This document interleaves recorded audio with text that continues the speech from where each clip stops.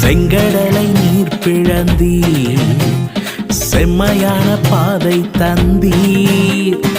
எரிகோவின் கோட்டைகளை யோசனையால் தகர்த்தீர். கோலியாத்தின் கோஷங்களை ஒரு நொடியில் வென்று விட்டீர்.